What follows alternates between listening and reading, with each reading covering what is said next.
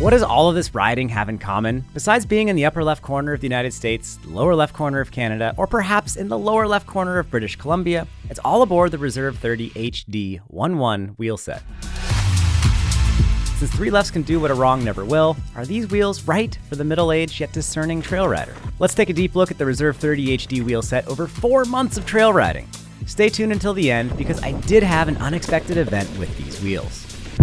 Oh no. I just realized I should put on my other hat.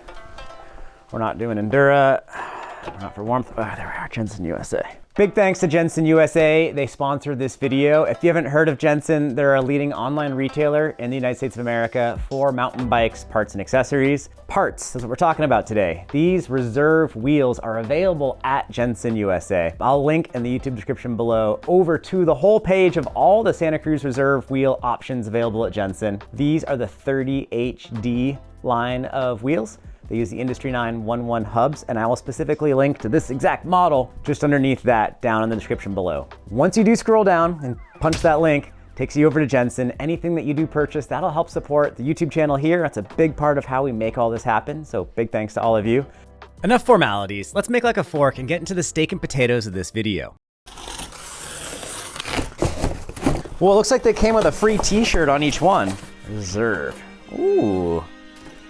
And they came with the Reserve valve stems already installed. Super cool. Those are rad valve stems. These are running Industry 9 11 hubs, which are similar to the old Torch wheels. Inspected and passed. QC by Joe. Thanks, Joe. I don't think I know Joe. I wonder if Joe Graney is inspecting all the wheels as they go through. Cool. I really like how these have a very deep center channel. What that does is it provides a lot of space when you're installing a tire. So we're gonna find out if we can install a tire without tire levers today. That would be really cool. These are also hookless, which has been the norm for carbon rims for the last decade. Hookless creates a smoother thing that smashes into the tire, less likely to cut the tire as opposed to a hook. We have tested hookless beads to see if they work to save tires. They do. That said, no, we will not be doing any railroad tests with carbon wheels. When impacts are broad, carbon rims are much stronger than aluminum rims. Think overclearing a big jump or landing sideways. But when impacts are sharp, like a very pointy rock, or the narrow edge of an iron railroad track, well, that's the Achilles heel of a carbon rim. In these moments, carbon rims can crack, whereas aluminum will first bend before they too will also fail. If you weren't aware of this material difference, then please do not land on the sharp edge of that rock you've been living underneath. These are slightly offset, asymmetrical, so you end up with more even spoke tension on both sides. One very controversial thing I've done recently is measured bike spoke tension. Yeah, we're gonna try that again. Why not? Why would you not check spoke tension? I don't know. Let's measure and find out if we're doing this correct, because I don't want to do any disservices. These are straight gauge 1/6. Steel around 1/6, 15. Okay. We're seeing high 80s to low 90s on the soft side. And then on the tight side, we're seeing way up like 120 to 130. It's not very even left to right, but they're extremely consistent on each side. So that seems like it's a pretty good quality wheel build. Sounds like an Industry 9 hub. Tension's not quite as consistent here on this rear one as the front. Our rear wheel is not built as precisely as our front wheel. I don't know how much it's actually gonna matter, but we'll check it in a little bit here after we've ridden it. I feel like reviewers should actually check spoke tension, but Reserve, if you watch this, sorry I checked your spoke tension. I got a Trailboss rear and I got a Vigilante up front.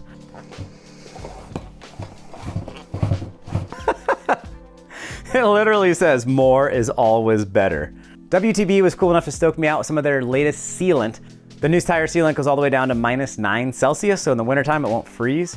And yeah, it's supposed to seal things up to like a few millimeters big. They say 6. We gotta shake it before we, I think you shake. No. Ooh, it's got a little blue tinge to it. Cool. All right, brand new tire install. No tools. That's pretty cool. Just like the intro explained, I rode the dickens out of these wheels for a full 4 months. But being all black and filming primarily in thick coniferous forests, this means that noticing exactly which wheels are mounted on my bike is a bit like clicking to the second page of a Google search. No one will. And if they do, it won't even be enough to inspire the shortest of a comment. Therefore, it's pointless. The rims I currently have on most of my bikes are made by We Are One for Industry 9. These are based on the Union rims, though they do have a few subtle tweaks. There's a reason I've used those wheels for 4 seasons now. They feel great. Part of that is due to the aluminum spokes, but another part is also the carbon rim. The reserve wheel isn't quite as stiff, but it does feel a little more rigid than a carbon Ibis S35 rim. Prior to the reserve rims, I was also running the aluminum Industry 9 Enduro 300 wheels. These, to date, are my favorite aluminum wheels. The ride feel between the carbon reserve and aluminum Enduro 300 is actually quite comparable. The reserves are ever so slightly stiffer left to right, but do have a little bit more give vertically. Weight-wise, there is no difference between the two options. As of this video, the extra $360 for the carbon reserve wheels gets you slightly more comfort, a bit less maintenance, an easier to find spoke, and some extra big impact strength. However, saving that money and going with the alloy wheels will also include the higher-end Hydra rear hub.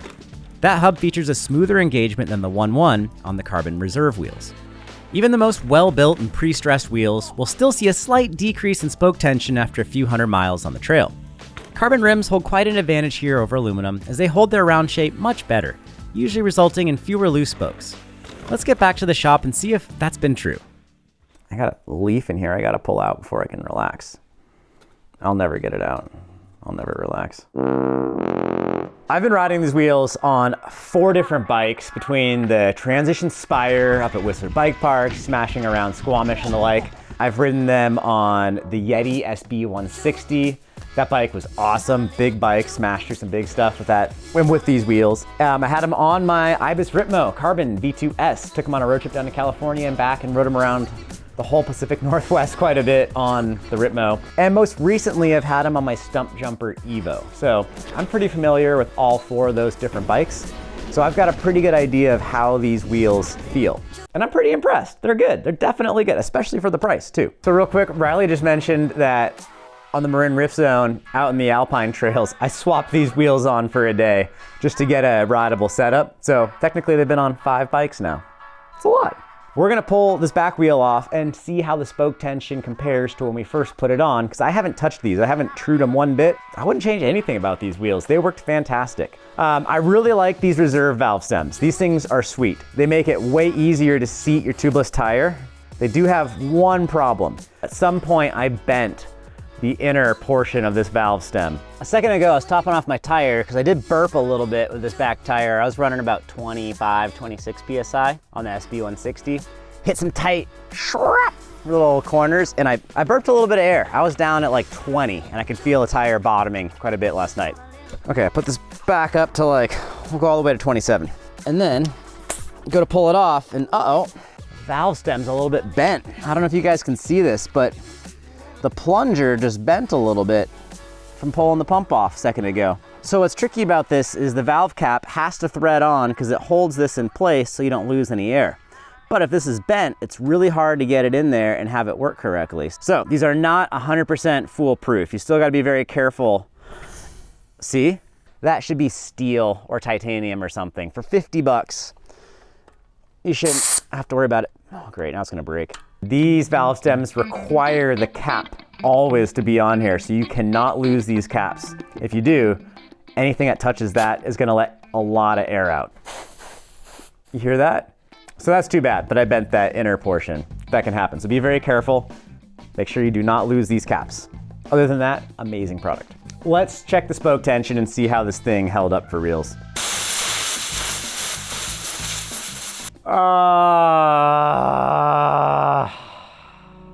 In the arms of the angel. These wheels have been really good. I'm not kidding about that. And I was just riding them. They were fantastic.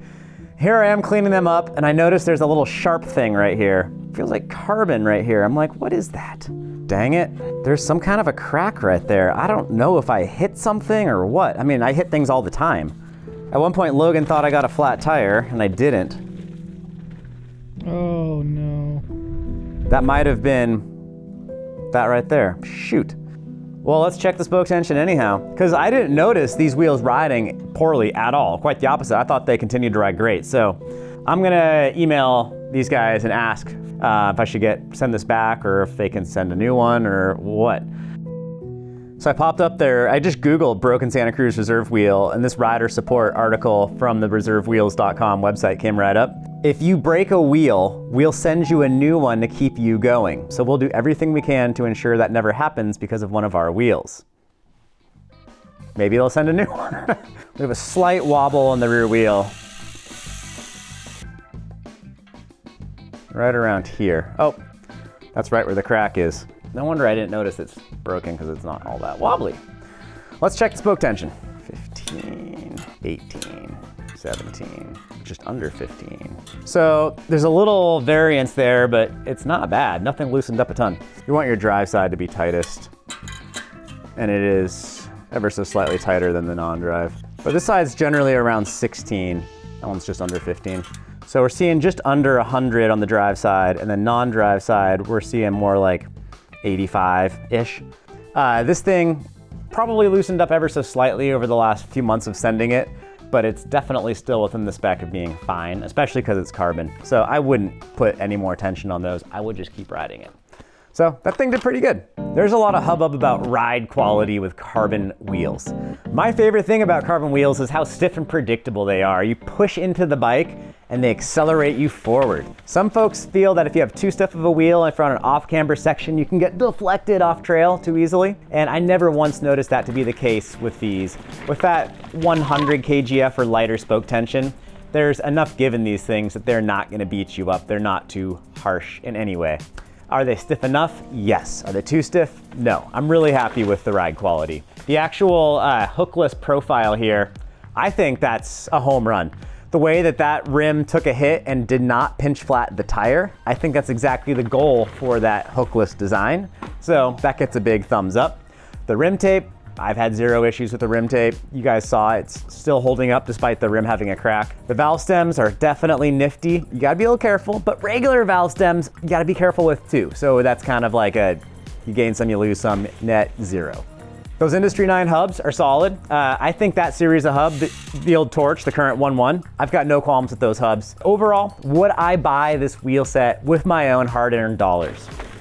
I genuinely would. I think these things are solid. We'll see what Santa Cruz says about the warranty there. I definitely recommend these wheels. Being fully transparent, I had a little issue with that one, but yeah, I don't know how many rides I've had since then with no apparent issues, so.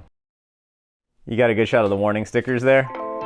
So here we are, we're back in action. So I went through the whole standard consumer Santa Cruz Reserve warranty claim thing. I did the website, form submittal, email back and forth. A rim showed up in the mail. It took about, I don't know, maybe 2 weeks for the rim to arrive from when I first initiated the warranty service. Swapping a rim over to a new wheel set, well, you can do it two different ways. You can just tape a rim to the old rim, the new one to the old, and then just move spokes kind of one at a time and then just dish and true. Or you can just cut all the spokes and rebuild with brand new spokes and nipples. I'm not the best wheel builder. I can do it. I've probably built a dozen wheels. Of that dozen, most of them have fallen apart. So I didn't really want to spend the hour and change to build a wheel. The local Santa Cruz dealer, it's Tim's Bike Shop. So I went down there and met the owner, who's actually named Jay, not Tim. They were happy to do the swap. Santa Cruz has a credit for local Santa Cruz dealers if they do a rim swap service. So they were stoked. They were able to turn it around within just a few days, which was really cool. The replacement rim actually included more rim tape and a fresh valve stem. I was kind of bummed because I figured I'd have to go buy some rim tape. That stuff's not that cheap. Sweet. Everything went back together pretty easily. I'm back in business, brand new rear rim. Thank you, Reserve. Thank you, Tim's Bike Shop. I'm happy with this wheel set. It's worked really well since I first threw it on the bike back in the summertime. I'm hoping to keep riding these wheels for as long as I can because I like the feel of them. I'm stoked on how easy it was to get a new rim and get it replaced on the rear wheel after that unfortunate incident. I've got a link to the Reserve wheels available at Jensen USA down in the description down below. Jensen USA is now a dealer for Santa Cruz bikes. Anyone in the United States who wants to buy a Santa Cruz bike, it's as easy as going to jensenusa.com. Again, thanks to Reserve for the loaner test wheels, and thank you all for watching. All right, everyone, with whatever wheels you have on your own bike, peace and wheelies. I'll see you in the comments.